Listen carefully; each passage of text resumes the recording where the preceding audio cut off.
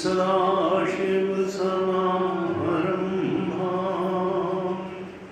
शङ्कराचार्यमध्यमाम् अस्मदाचार्यपर्यन्तां वन्दे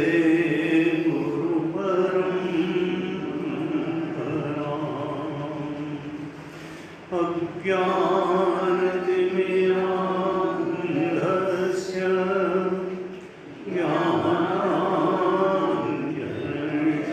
ज्ञानाञ्जनशलाकया चक्षुरुन्मीलितं येन तस्मै श्रीगुरवे तस्मै श्रीगुरवे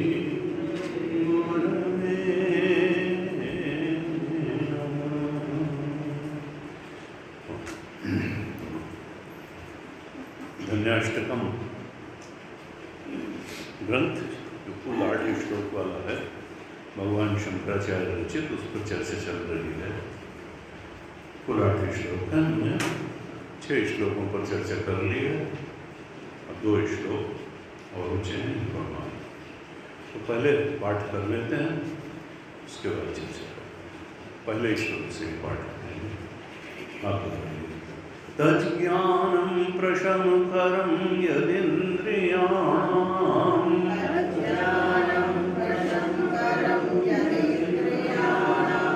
तज्ज्ञेयं यदुपनिषत्सु निश्चितार्थम्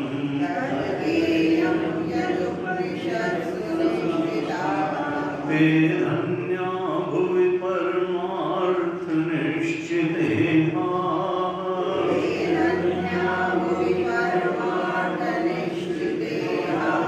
शेषास्तु भ्रमनिलये परिभ्रमन्तः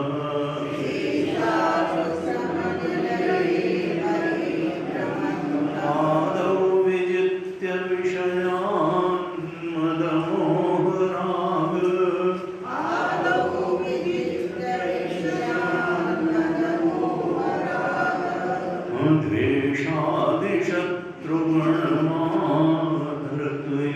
द्वेषादिशत्रुगणमाधृतयोगराज्या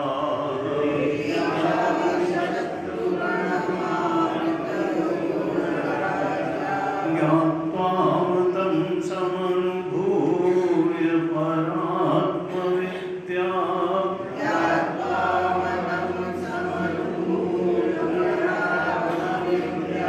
अन्ता सुखं वनगृहे विचरन्ति धन्या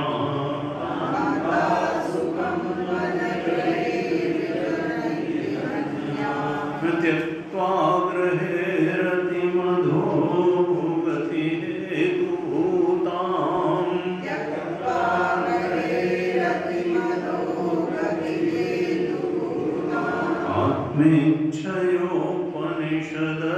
आत्मेच्छयोपनिषदर्थरसं पिबन्तः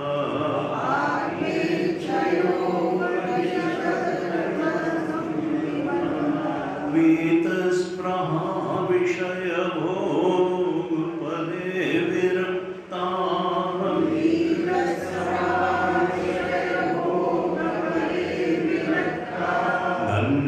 धन्याश्चरन्ति विजनेषु विरक्तसङ्गाः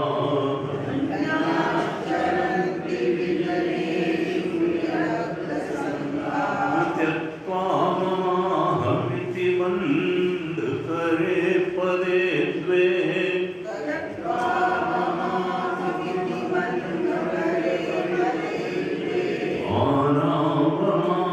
आनावमानसदृशाः समदर्शिनश्च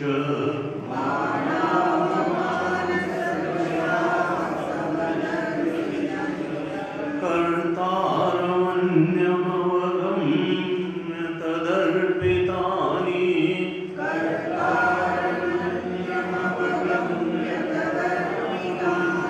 कुर्वन्ति कर्म परिपाकफलानि धन्या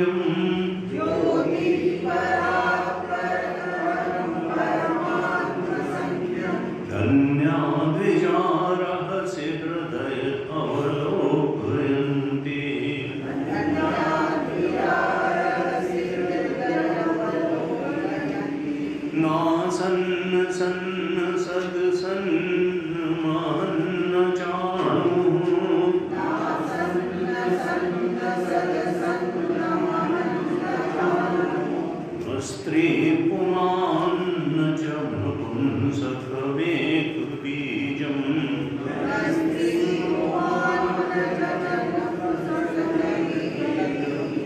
यैर्ब्रह्म तत्समनुवासितमेकचित्तैः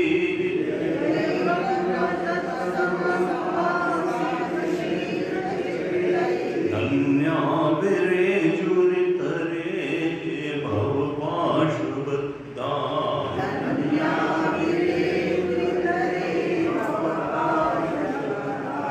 अज्ञानपङ्कुपरिमग्नमपेतुसारम्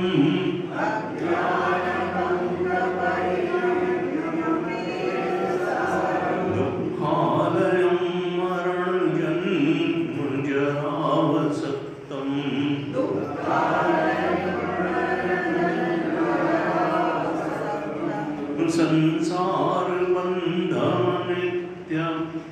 संसारबन्धमनित्यमवेक्ष्य धन्या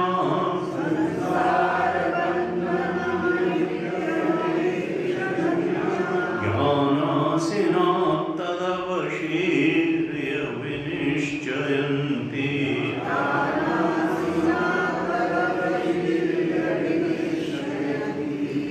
शान्तैरनन्यमतिभिः मधुरस्वभावैः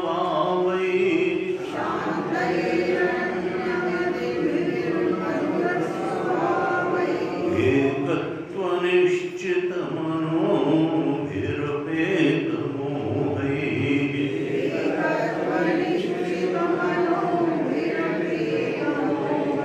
साकं वनेषु विदितात्मपदस्वरूपम्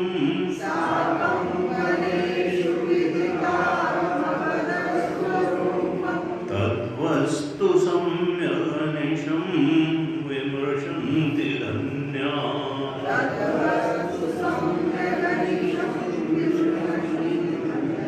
तद्वस्तु सम्यगनिशं विमृशन्ति धन्या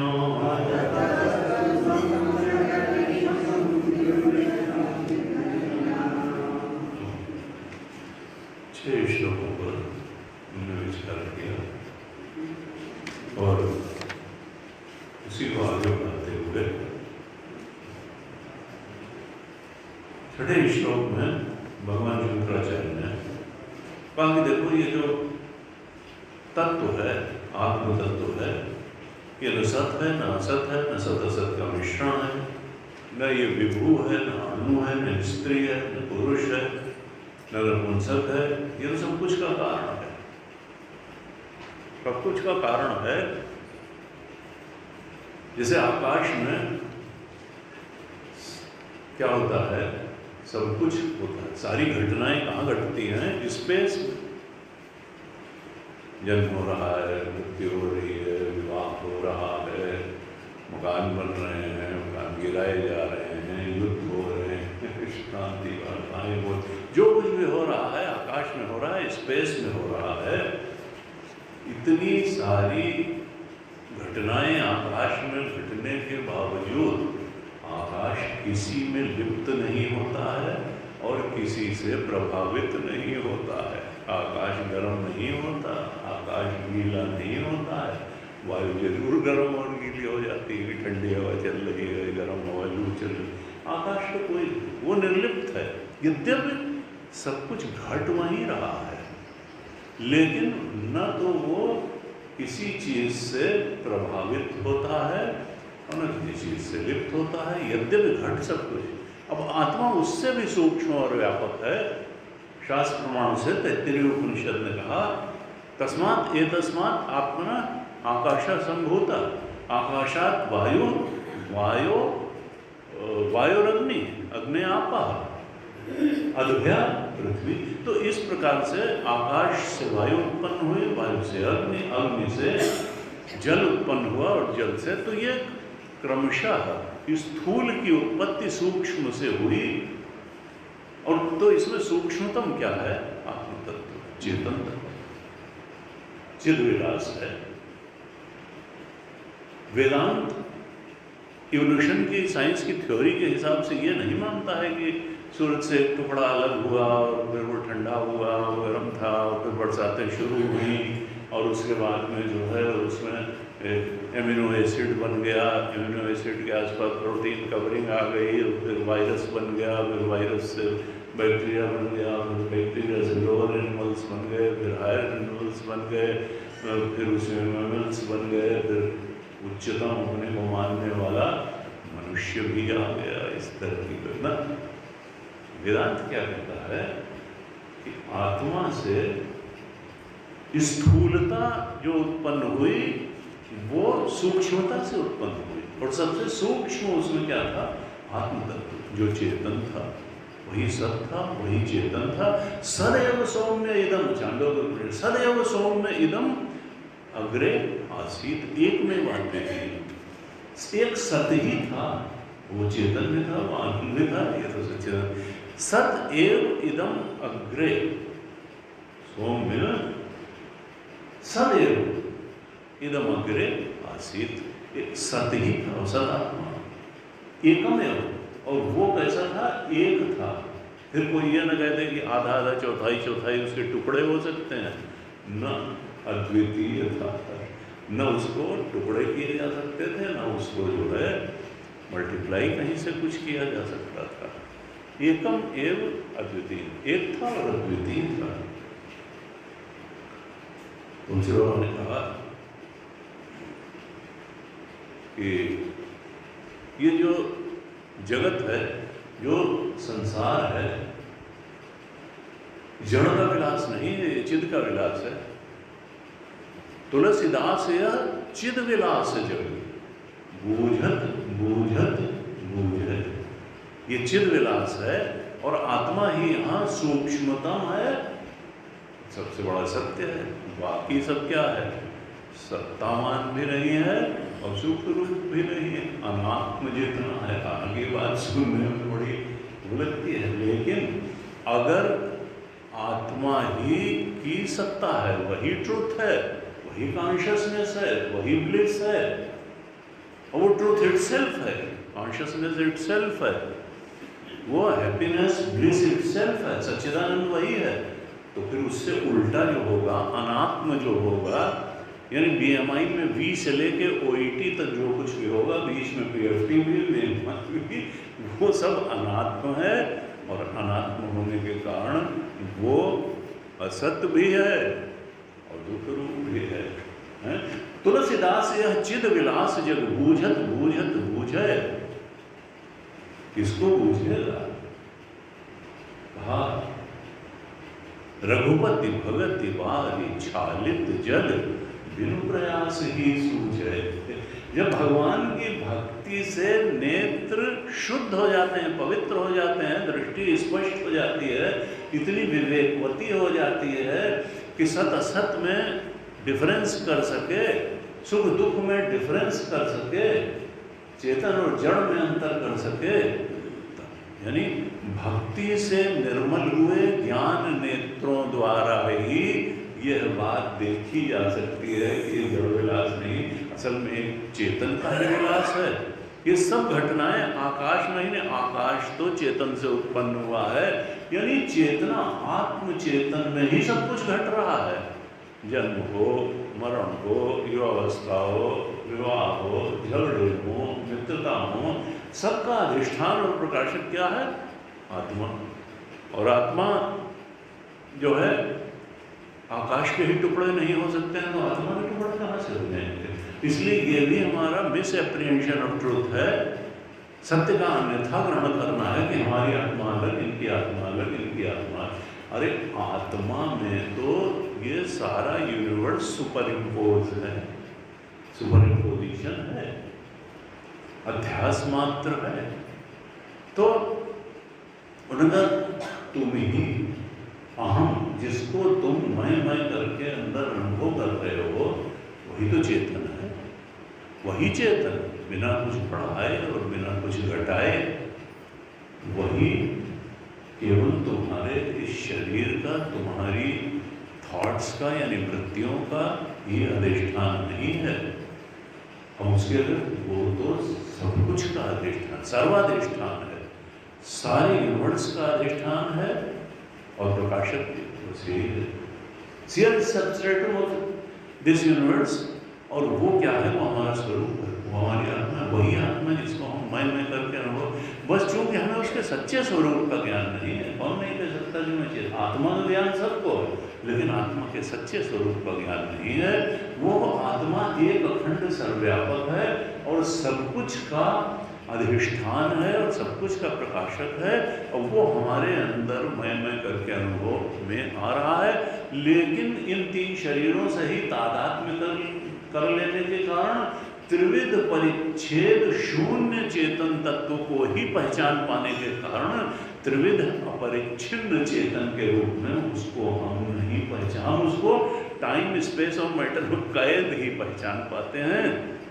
फिर डरते हैं कि मरने से हम मर जाएंगे, और दुखी होने से मन दुखी हो रहा है, तुम कहाँ दुखी हो रहा है, बुद्धिमान अपमान से ग्रस्त हो रही, तुम कहाँ हो रहे हो, शरीर मर रहा है, तुम कहाँ मर रहे हो, तुम तो सब कुछ के अधिष्ठान हो।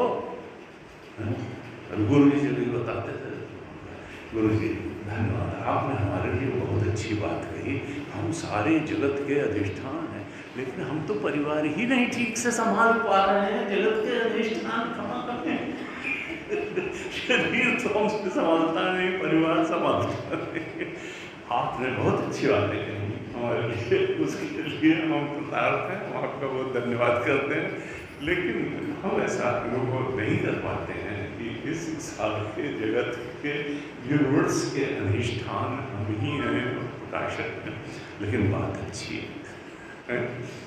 एक बात तो मैं गया था किसी का, ये वेदांत स्वामी जी, ये अच्छा है, वह अच्छा है, और होता यह है कि जैसे जैसे उम्र बढ़ती है थोड़ा रिफ्लेक्सेस ढीले होने लगते हैं, मन भी जो है एक्टिव, बुद्धि भी उतनी एक्टिव नहीं रह जाती है, विचारशील नहीं रह जाती है।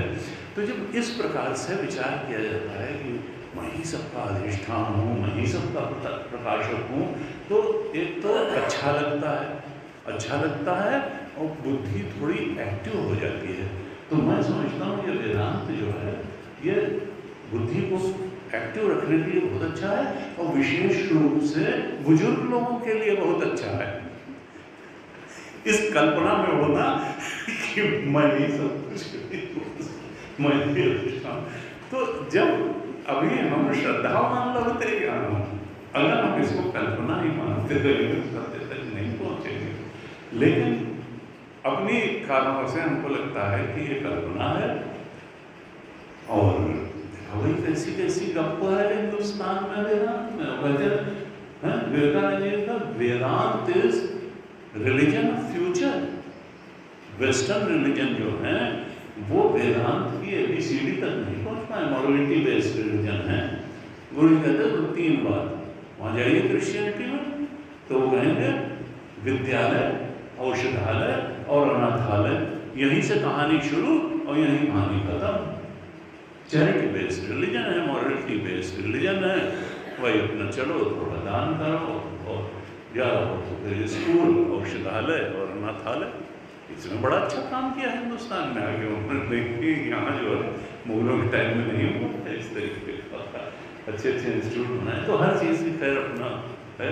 लेकिन फिर मुक्ति नाम की चीज़ का सच्चा स्वरूप क्या? मुक्ति स्वर्ग और नर्क है। गुरु कहते देखिए कितनी एब्सर्ड फिलॉसफी है कि भाई पूर्व जन्म नहीं मानेंगे और एग्जिस्टेंस आफ्टर डेथ मानेंगे कि भाई कब्र खोदो या वो उसमें पानी भी रख दो, उसमें ये भी रख दो और वो भी रख दो, और वो हमारे हम वो जा कर के वहाँ अपनी माता जी से मिलने जाते हैं हर शुक्रवार को, तो पूरा मानते हैं कि वो कब्र में माता जी लेटी हैं और क़यामत तक लेटी रहेंगी, डूम्स डेट तक लेटी रहेंगी, हम उनसे मिलेंगे और उसके बाद में जो डे ऑफ जजमेंट आएगा, क़यामत का दिन आएगा, उसके बाद में जो है वो बैठेंगे अल्लाह यहाँ बस निर्णय कर देंगे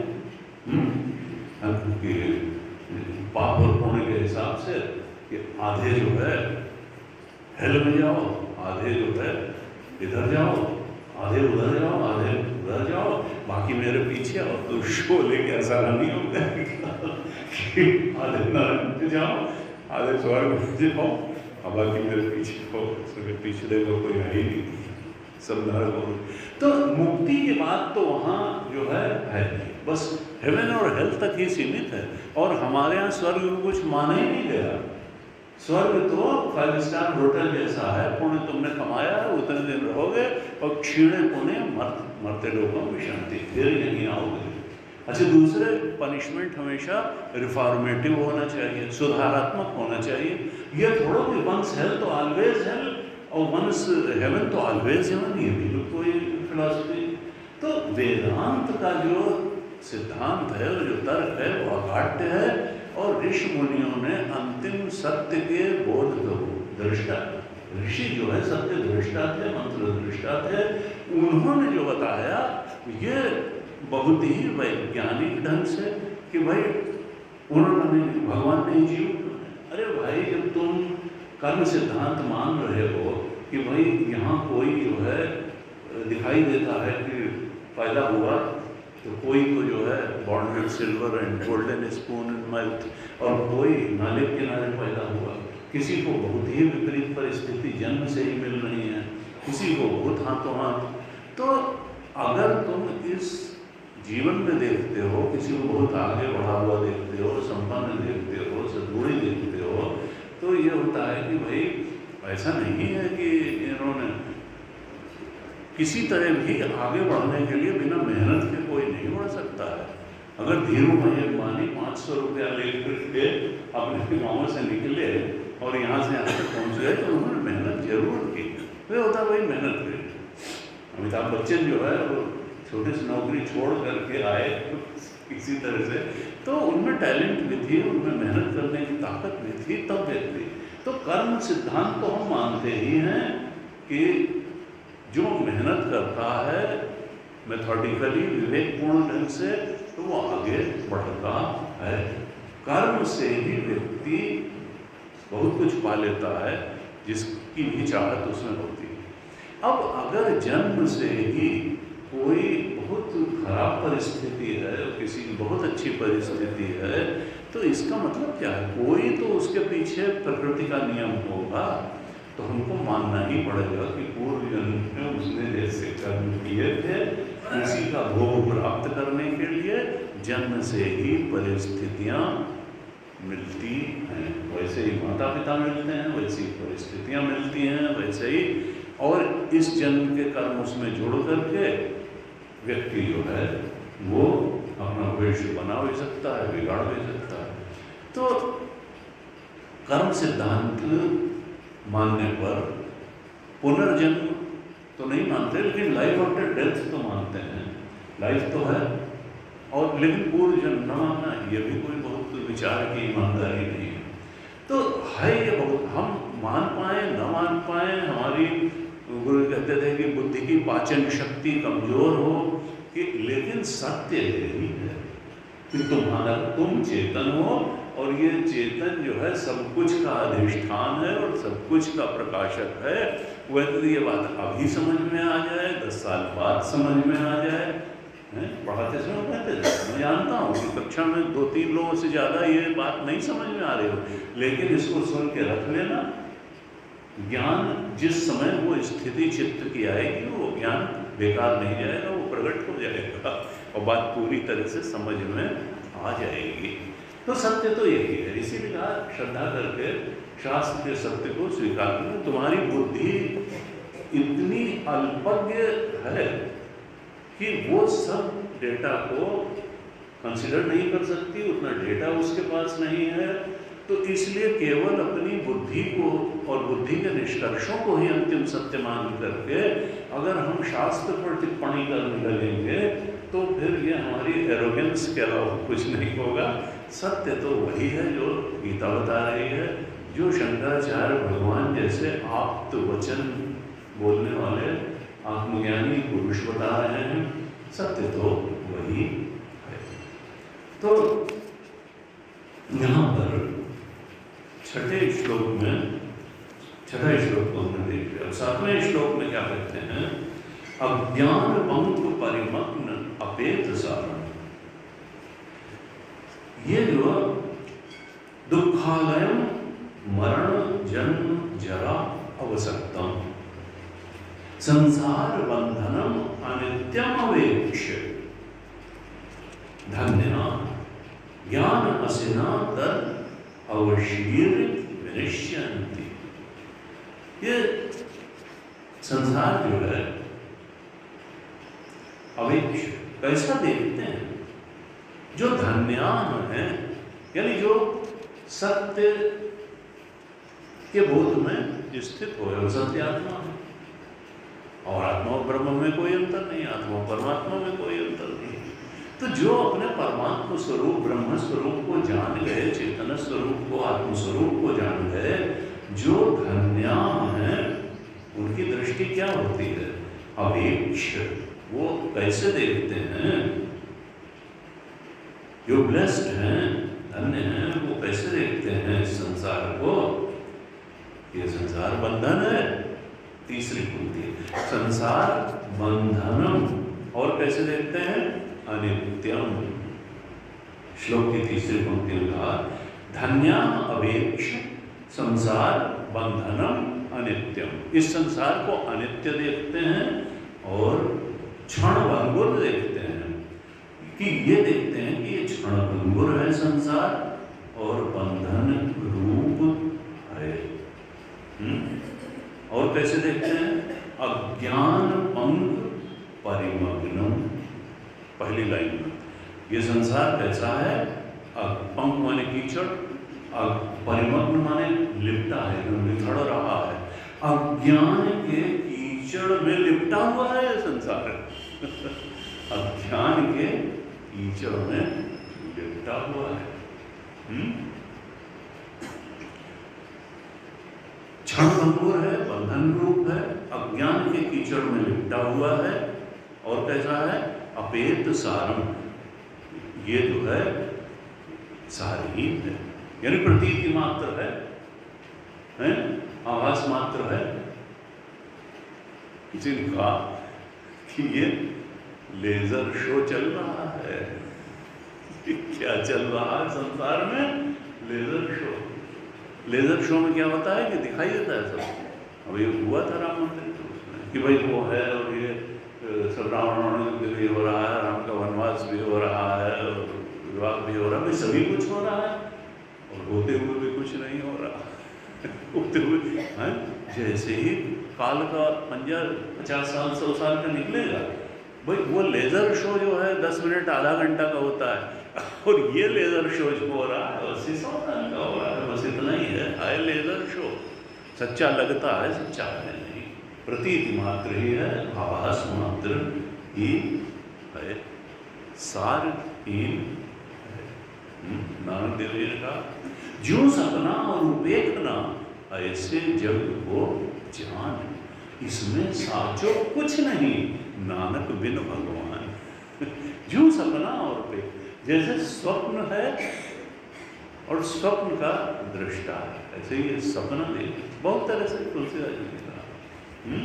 झूठ हो सत्य जागे बिन जाने, जिन भुजंग बिन रज पहचाने, जिन जाने जग जाए हेराई, जागे यथा सपन भ्रम यही। इस के सामान्य है, लेजर शो है, ये जो है वो लिप्त नहीं होता। तो अपेत सारम, ये सारहीन है, आभास मात्र है। इसमें जो है लगेगा मिला मिला मिला और फिर हाथ खाली रह जाएगा, मिल के भी मिलता नहीं है। तो ये संसार को जो धन्य लोग हैं, जो आत्मबोध को उपलब्ध हो गए, वो कैसे देखते हैं कि ये संसार बंधन रूप है, क्षणभंगुर है, अनित्य है, अज्ञान के कीचड़ में लिपटा हुआ है और विदाउट एनी एसेंस है, अपेत सारम है, सारहीन है, आभास मात्र है। और कैसा है? सब उल्टी उल्टी बात। कितने निगेटिव होते हैं जानती, इनको संसार में अच्छी बात दिखाई। तो जो है कहा और दुखालयम है? बताइए, भाई पार्टी बनाते हैं, यहाँ जाते हैं, घूमने जाते हैं, ये है डिनर गुड नाइट। और उन्होंने क्या कहा? दुखालय। जैसे वस्त्रालय है, औषधालय है, विद्यालय है, वैसे उन्होंने कहा ये दुख का घर है, दुखालय है। और ये इन्होंने गीता जी की कल बात हो रही, गीता जी ने कहा अनित्यम असुखम लोकम इमं प्राप्य भजस्व। ये लोक अनित्य है, 9वें अध्याय के अंत में कहा, क्षणभंगुर है, भगवान ने कहा अनित्यम भी है और असुखम भी है। और उन्होंने सुख का उल्टा यहाँ मत सोचना है सुख मिल जाएगा, लेकिन अनित्यम असुखम लोकम। और फिर करें क्या? आत्महत्या कर लें अगर ये है तो। जो बहुत ही आदमी परेशान हो जाता है तो खत्म करो, बहुत होगी। तो उन्होंने नहीं आत्महत्या करना, कोई निदान नहीं है, वो तो एक पाप और चढ़ा के चले जाओगे। तो इमं प्राप्य भजस्व, जब तुम पैदा हो गए तो सोचो तुम्हारा काम क्या है? मेरा भजन करना, आत्मानुसंधान करना, सत्संग करना, स्वाध्याय करना, सद्विचार करना, औरों की सेवा करना, जगत को ईश्वर का स्वरूप मानकर जगत की सेवा करना, आत्मचिंतन, परमात्मा चिंतन करना। इमं प्राप्य भजस्व, मेरा भजन करो, यही यहाँ सबसे अच्छी चीज हो सकती है। इसी से इस मनुष्य जीवन की सार्थकता है। 8वें अध्याय के 14वें श्लोक में शायद कि माम उपेत्य पुनर्जन्म दुखालयम अशाश्वतम।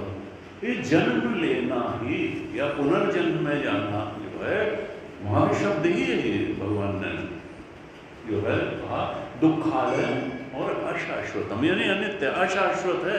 यहाँ कोई चीज ये मतलब तुम ऐसे अचीव कर दोगे जो हमेशा तुम्हारे पास बने। शरीर तो हमेशा बना नहीं रहता है, तो शरीर से जुड़ी और शरीर द्वारा प्राप्त की गई चीजें कहाँ से बनी रहेंगी?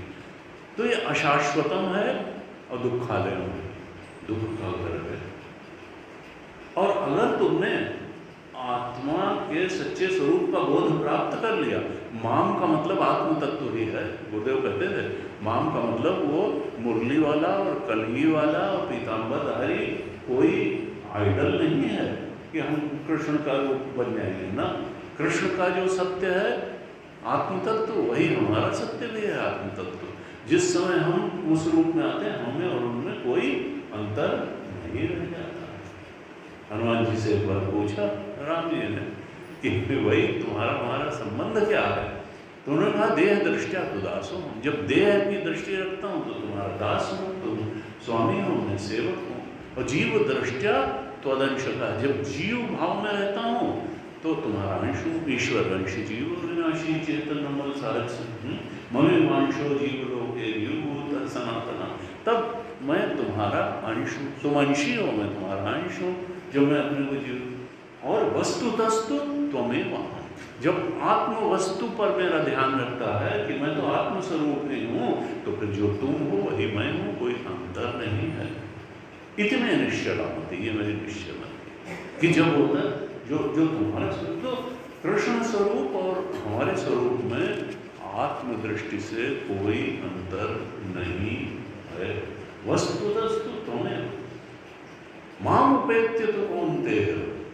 माम यानी अपने आत्म तत्व को प्राप्त करके हे अर्जुन, ये जो दुखालय और शाश्वत ये शरीर है और जगत है, दुखालय नाप्नुवन्ति महात्मा, महात्मा अपने आत्म स्वरूप को जान करके इस दुखालय और अशाश्वत जगत से, चपल्लस से, इच्छाओं में संसरण से, शरीर से शरीर में संसरण, परिस्थिति से परिस्थिति में संसरण, मन स्थित से मन स्थिति में संसरण, संसरति इति संसार। संसार का मतलब यही है जो टिक के नहीं, परिस्थिति टिक के नहीं रहती और मन स्थिति टिक के नहीं रहती, जन्म भी टिक के नहीं रहता, एक जन्म के बाद दूसरा जन्म। जन्म में संसरण है, शरीरों में संसरण है, परिस्थिति में संसरण है, मन और संसरण में व्यक्ति सोचता है स्थायित्व अब बन गया, अब बस ठीक है भाई, ये मिल गई है, नौकरी मिल जाए, नौकरी मिल जाए, नौकरी मिल गई। फिर तो कहा कि अच्छा भाई क्या है, अच्छा 12 साल हो गया, अब तो आप सीनियर हो गए, प्रमोशन हुआ कि नहीं हुआ? उन्होंने कहा हाँ अच्छा अच्छा। तो और उसके बाद पता चला कुछ हो गया तो 50 में ही जो है बहुत ज़्यादा उम्र के देखने में लगे, या बहुत हेल्थ कॉन्शियस रहे तो 55 के हो गए, दिख रहे हैं 45 के। हम लोग मिलने आते हैं तो कहते हैं कि अच्छा अच्छा अभी रिटायरमेंट में कितने साल बचे हैं? उन्होंने अभी हैं 10 साल में। अच्छा अच्छा, क्या उम्र कम लिखाई? उम्र कम लिखाई? तो यहाँ तो ऐसे ही चलेगा, ये संसार जो है वो तो अपने अपने ढंग से देखेगा चीज को, परिस्थिति को। तो भगवान ने वहां कहा 8वें अध्याय के 14वें श्लोक में कि नहीं 15वें श्लोक में, मामुपेत्य पुनर्जन्म दुःखालयम् अशाश्वतम् नाप्नुवन्ति महात्मानः संसिद्धिं परमां गताः। जो परम सिद्धि यानी आत्मबोध को प्राप्त कर लेते हैं वो आत्मबोध पाने के बाद फिर इस संसरण से मुक्ति पा जाते हैं। शरीर से संसरण, परिस्थिति से संसरण, आत्म स्थिति और उससे मन स्थिति से संसरण, मुक्त हो गए। संसरति इति संसार। संसार का मतलब क्या है कि जो सरक जाता है, संसर सरक जाता है, सरक जाता है, पकड़ के नहीं। This too will pass away, this too will pass away, this too will pass away, पकड़ के रख ही नहीं सकते। सरक जाती है चीजें। गुरु जी कहते हैं, और सरकार का मतलब ये है कि जो किसी भी अफसर को कहीं भी सरकाने में समर्थ हो उसी को सरकार कहते हैं। वो बेचारा अभी आया और कुछ देर जब सरकार किया, सरकार है भाई, सरकार है, ऊपर वाला सरकार के सबको सरकार है। तो कहा कि अज्ञान ये कैसा है, संसार बंधनकारी है, अनित्य है, दुखालय है, अज्ञान की चरम रूप है, इनमें कोई सार नहीं है, और जन्म मरण जन्म जरा अवसक्तम, ये किस चीज से एसोसिएटेड है, क्या यहाँ मिलेगा? यहाँ जन्म होगा, फिर मरण होगा और उसके पहले बुढ़ापा होगा। 3 चीजें नहीं। अब ये लोग कैसे हैं, जिसको लोग बहुत अच्छी चीज मानते हैं, एंजॉय करते हैं, वो है युवावस्था, उसका नाम ही नहीं लिया। क्या कहा यहाँ? क्या है? मरण है, जन्म है और जरा है? जहाँ पर आपको कुछ अच्छा लग सकता है उसका भगवान नाम ही नहीं लिया। ये जन्म होता है, बुढ़ापा आता है? यह कठोपनिषद में भी ऋषि लोग ऐसे करते हैं। उन्होंने कहा मृत्यो समृत्युम गच्छति या नाना एव पश्यति। बीच में जन्म भी होता है। उन्होंने कहा एक बार मरे, दूसरी बार मरे, तीसरी बार मरे, 5वीं बार, 10वीं बार, मौत से मौत में जाता रहता है जो आत्मबोध नहीं पाता है। ये नहीं कहा कि बीच में जीवन भी होता है, जीवन की खुशियाँ भी होती हैं, उसके ऊपर नीचे ना। मृत्यो समृत्युम गच्छति या नाना एव पश्यति। भगवान शंकराचार्य कहते हैं मरण जन्म जरा अवसक्तम, इसी में पड़ा रहता है। तो फिर करे क्या? कहा ज्ञान असिना तद अवशीर्य विनिश्चयन्ति। ज्ञान की असिन माने तलवार, ज्ञान की तलवार से इस अज्ञान को काट दो। ज्ञान की तलवार से इस अज्ञान को काट दो और आत्मा के सच्चे स्वरूप के बारे में दृढ़ निश्चय को प्राप्त कर लो। विनिश्चयन्ति कि नहीं, मेरा स्वरूप ये जन्मने मरने वाला फिजिकल बॉडी नहीं है, सुखी दुखी होने वाला मन नहीं है, मानव मानवस्त होने वाली बुद्धि नहीं है, इच्छाएं कारण शरीर मेरा स्वरूप नहीं है। उनका जो अधिष्ठान और प्रकाशक शुद्ध चेतन है, जो एक अखंड सर्वव्यापक है, वही मेरा स्वरूप है। इस विचार की बार बार रगड़ करो, बार बार रगड़ करो, तो जो तुमने पूर्व जन्म से धारणाएं बना रखी, ये धारणा मात्र है, मान्यता मात्र है, सत्य वही है। और धारणा को मिटाने के लिए सत्य विचार की रगड़ चाहिए। इसीलिए कहा जब बहुकाल करिए सत्संगा तब ही हो सब संशय भंगा, और जाई ही सुनत सकल संदेहा राम चरण होई अति नहीं।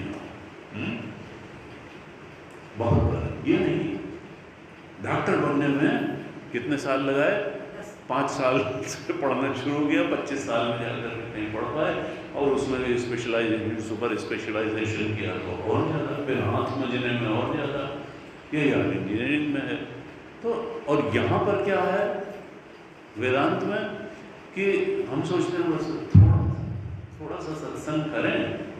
और पहली बात तो ये है कि युवावस्था में, वहाँ तो जब युवावस्था होती तब उतना पढ़ा अभी से क्यों जो है तुम सत्संग में जाने लगे?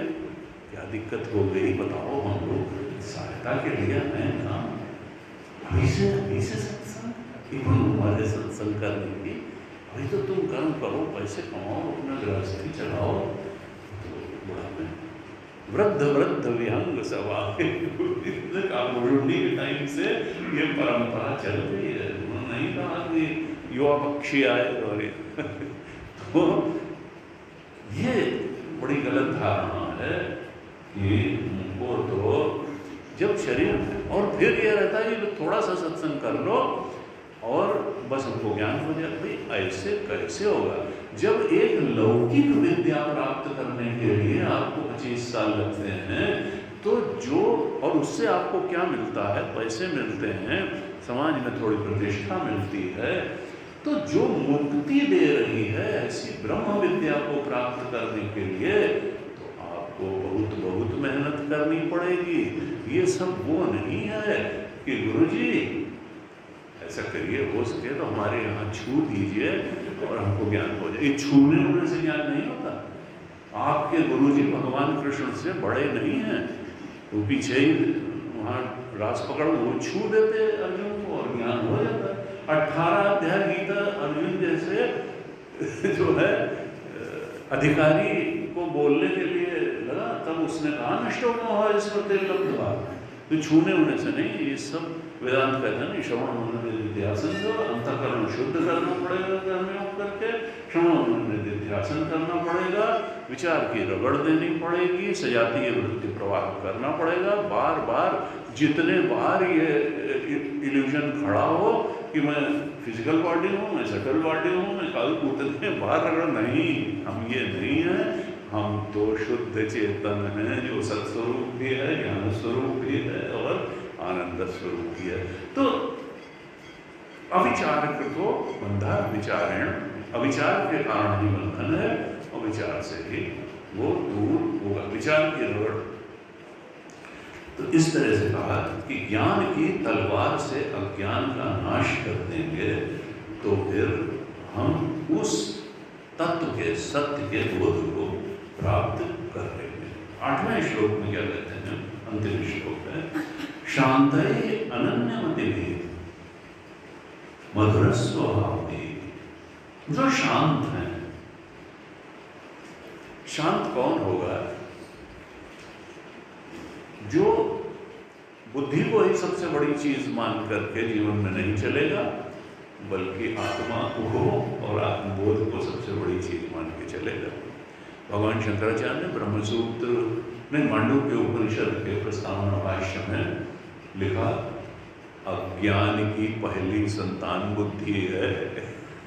अज्ञान की पहली संतान है, बुद्धि कभी नहीं पहुंचा पाएगी वहां पे।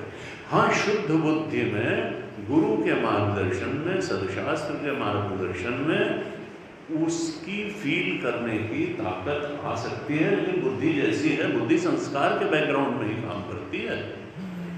जैसा जिसका वासना होगी, जैसी जिसकी संस्कार होंगे, बुद्धि भी वही कहेगी यही बात ठीक। और आप समझेंगे बड़ी फ्री विल है, हमने बड़ा निर्णय लिया है, बिना किसी तरफ झुके हुए बिल्कुल निष्पक्ष निर्णय हमारा है।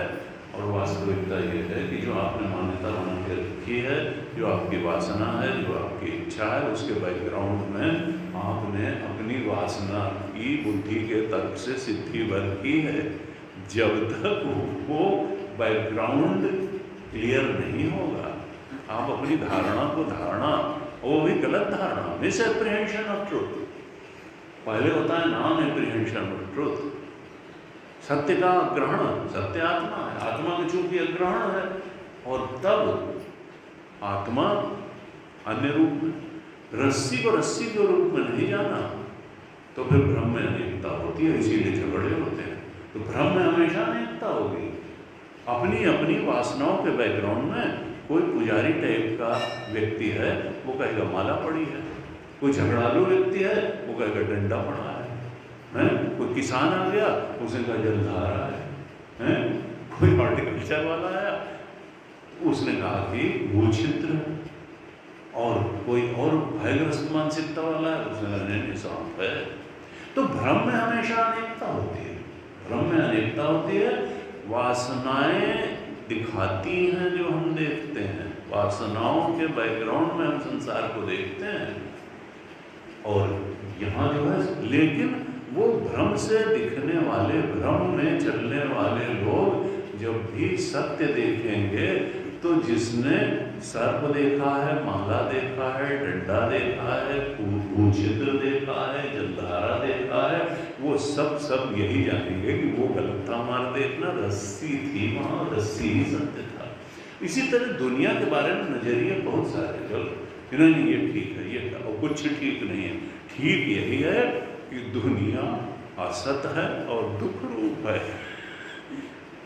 दुनिया के वजह सत्य है वो तो यही है, बाकी हम उसमें सुपर इम्पोजिशन करके कि नहीं इतना ये है, झगड़ा आपस में कर सकते हैं।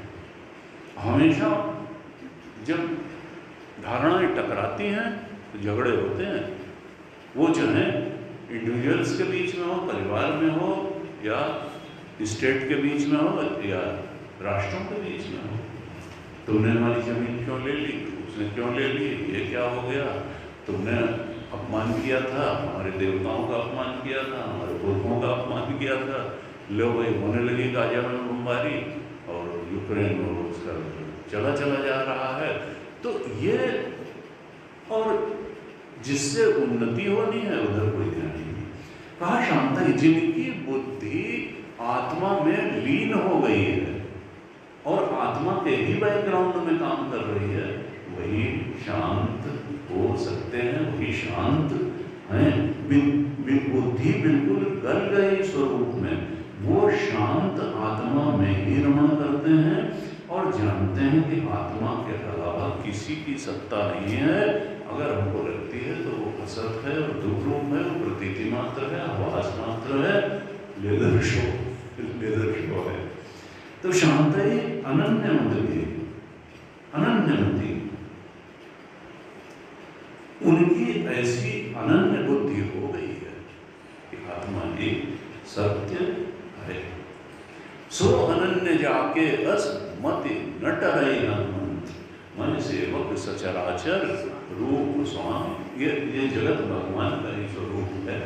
यहाँ अधिष्ठान में राम जी के अलावा जास सत्यता तेज माया भास सत्य इव मोह सहाय। अज्ञानी को यही सत्य दिखाई देगा, जबकि राम जी ही सत्य हैं।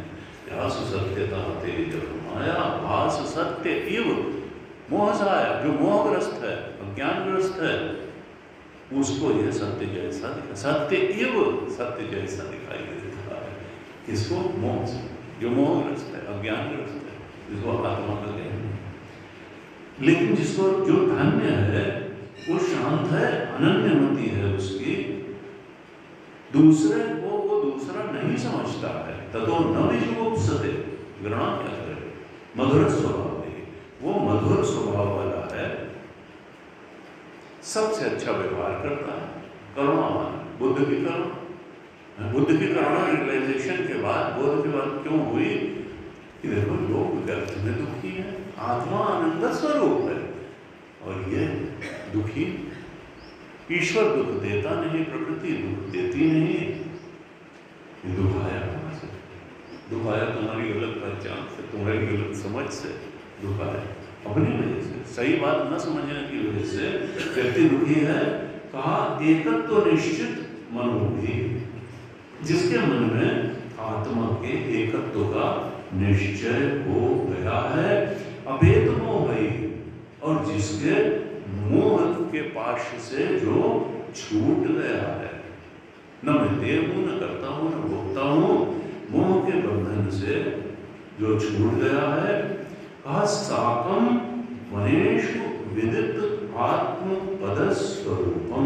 साकम का मतलब है साथ में, वनेषु मैंने वन में कहा या एकांत में कहा, जो एकांत में रहता है किसके साथ रहता है, और जान विदित आत्मपद, जो आत्मपद को जान करके आत्मस्वरूप के बोध को प्राप्त करके ये रहता है।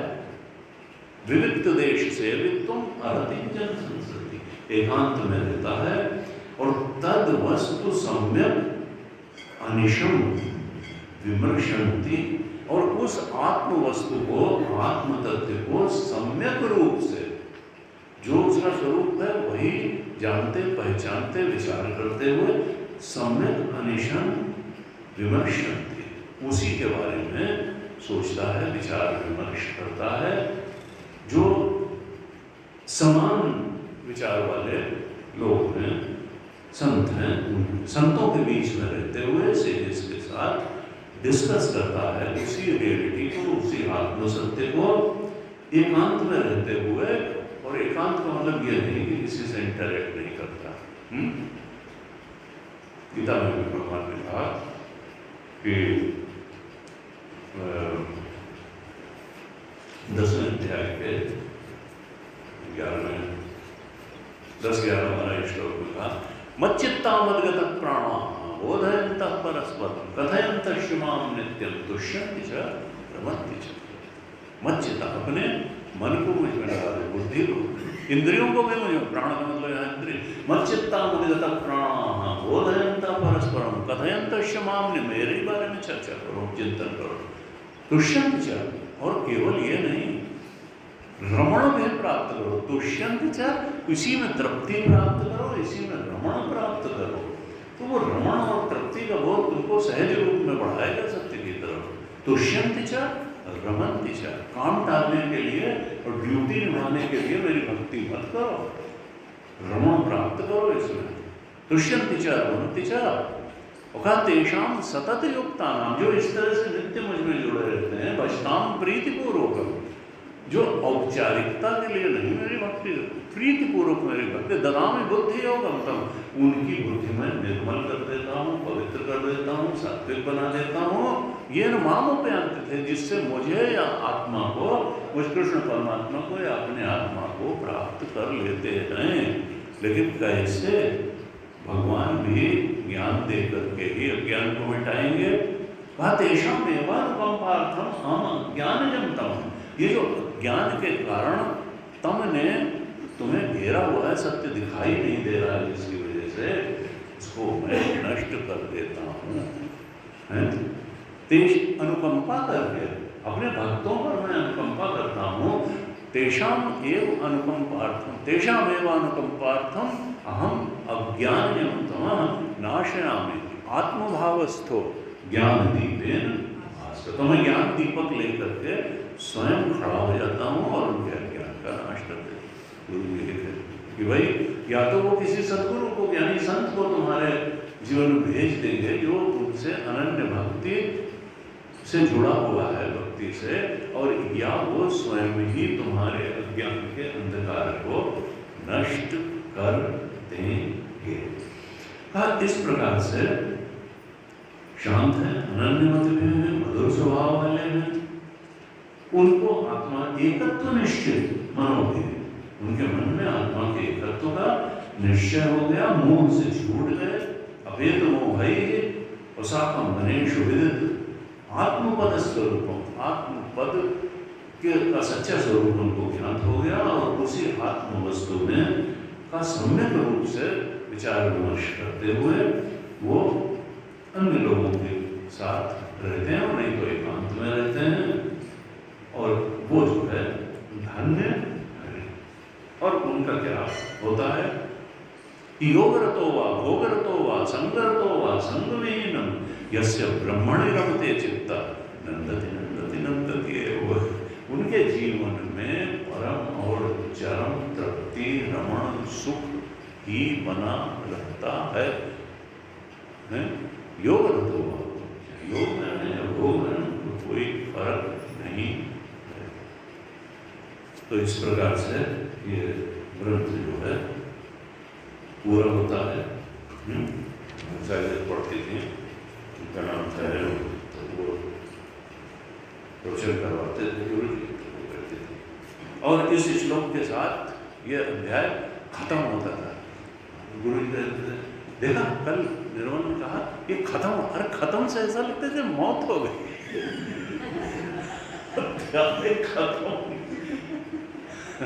खत्म नहीं हो रही, पूर्ण होता है, संपूर्ण होता है, खत्म। ये ऐसे ऐसे तो लोग शब्दों का प्रयोग कर देते हो कि खत्म, जैसे पूरी किताब ही खत्म कर देते।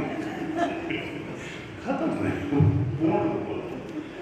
पूर्ण हो गया, अच्छे से पूर्ण हो गया। उन्होंने अच्छे से सुना, सबका धन्यवाद। और अभी एक श्लोक बची है, शांति सुना। ओम